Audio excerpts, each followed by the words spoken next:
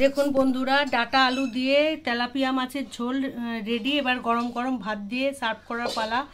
যদি বন্ধুরা রেসিপিটা ভালো লেগে থাকে অবশ্যই একটা লাইক করে দেবেন আর কমেন্ট করে জানাবেন কেমন হলো।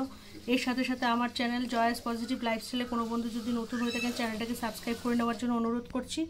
পুরনো বন্ধুদেরকে অসংখ্য ধন্যবাদ জানাচ্ছি। এইভাবে সাথে থাকবেন, পাশে থাকবেন। নমস্কার।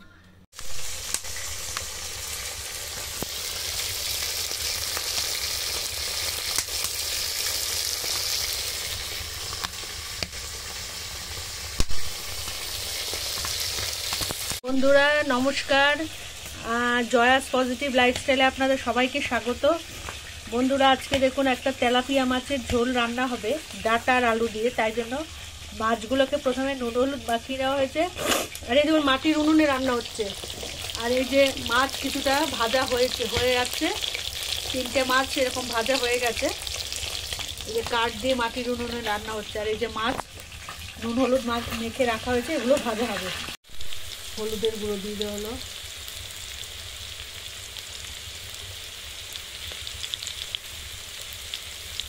লঙ্কার গুঁড়ো,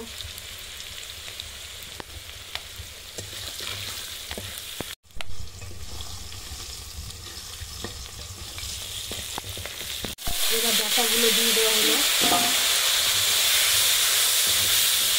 এখানে চুরি ডাটা নেওয়া হয়েছে। দিয়ে দেওয়া হচ্ছে সামান্য চিনি।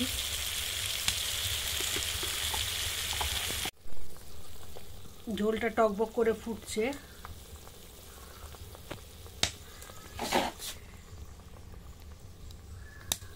মাটির উনুনে রান্না হচ্ছে। এবার মাছগুলো সব ওই ঝোলের মধ্যে দিয়ে দেওয়া হলো।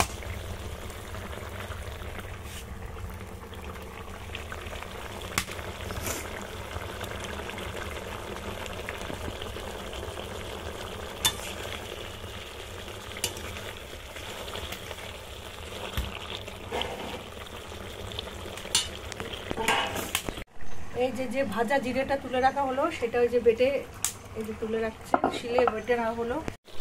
ওই ভাজা জিরে বাটাটা এবার মাছের ঝোলের মধ্যে দিয়ে দেওয়া হলো।